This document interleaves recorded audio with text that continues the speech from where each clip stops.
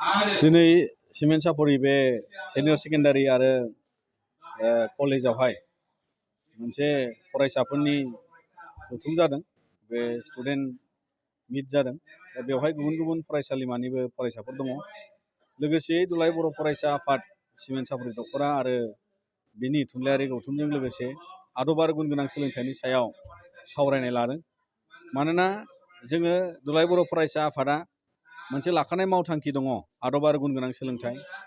गासै बर' फरायसाफ्रा दुलाराय बर' फरायसाफ्रानो दिनैनि मुगायाव जोबोद गोनांथारै गुन गोनां सोलोंथाइखौथ' लानांगोन, बेजों लोगोसे आदब जोङो सोलोंनांगोन।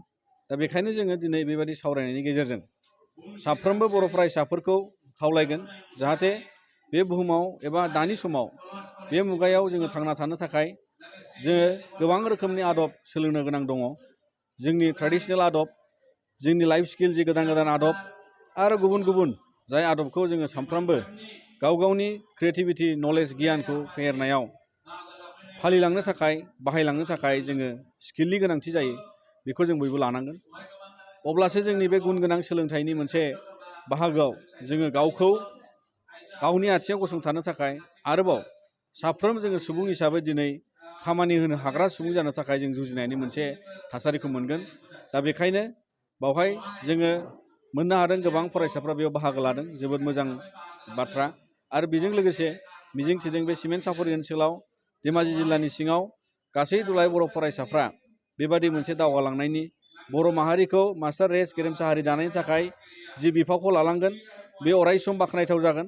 आरो बेखौ मिजिंथिनानै जों दुलाराय बर' फरायसा आफादा अरायसम बयबो फरायसाफोरखौ खावलायगोन जाहाथे जोङो मोजां खामानिनि थाखाय आवगायलांनांगौ आरो समाजाव माखासे नांथ'यै खामानिखौ जों दोनथ'नांगोन। जेरै जौ, जेरै ड्राग्स, जेरैहाय फेग्रा मुवा जानाय, जेरैहाय बायदि समाजनि बे आयेननि खान्थियाव लोब्बा जानायखौ जों जानगाराव दोननांगोन। आरोबाव उन्दै बैसोआव जुलि जानाय हौवासा हिन्जावसा जोङो बेखौ दोननांगोन। लोगोसेयै मानसि गोमानाय लांखार जानाय हिउमेन ट्राफिकिंनि हेंथायै जों जयै गसंनांगोन। मानो होनबा बे मुगानि जुजिनायाव आथिखालनि जुजिनायाव बायदि रोखोम बेफोरबादि गोदान गोदान मोनसे थासारिनि जुजिनाय समाजाव फैदों। आरो बेखौ हेंथा खालामनोब्ला जों फरायसा हान्जायासो ज' ज'यै जों बेखौ हागोन।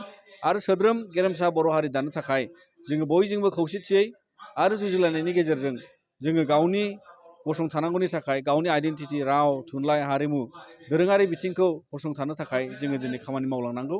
आरो बेयो नंखायनो आदब आरो गुन गोनां सोलोंथाइनि बाथ्राया सावरायजानांगौ आरो बेखौनो जों फरायसाफोरनि गेजेरजों खावलायो।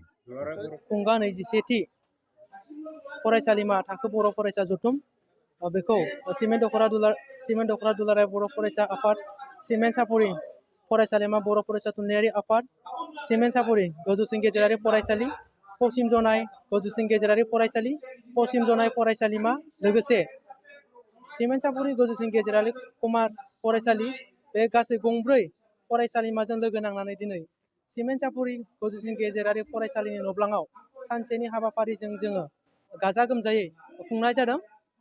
बेयाव जोङो गाहाय आलासि महरै दुलाराय बर' फरायसा आफादनि लेङाइ आफादगिरि मानगोनां मुस्रि खोरोमदावारि सारखौ गाहाय आलासि महरै जों लिंहरनानै लाबोदों।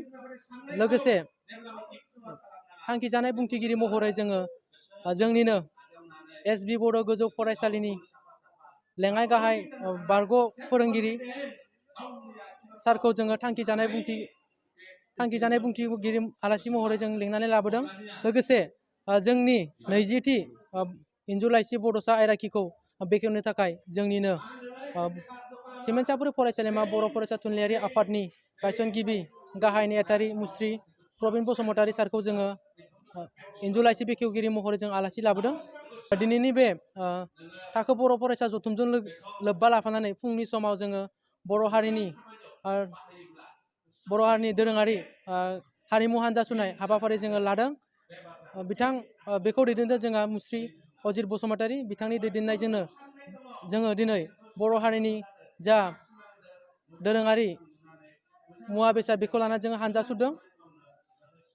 आरो दिनैनि बे जथुमाव फरायसाफोरा गाव गावनि दोरोङारि गाननाय जोमनाय गाननानै बाहागो लाफैनायनि थाखाय आरो हाबाफारियाव बाहागो लानानै हाबाफारिखौ मेहेरगोनां खालामलांनायनि थाखाय गासैबो फरायसा फरायसुलिफोरखौ आङो आंनि गोसो गोरबोनिफ्राय गाहाम हामलायनायखौ बावहरबाय।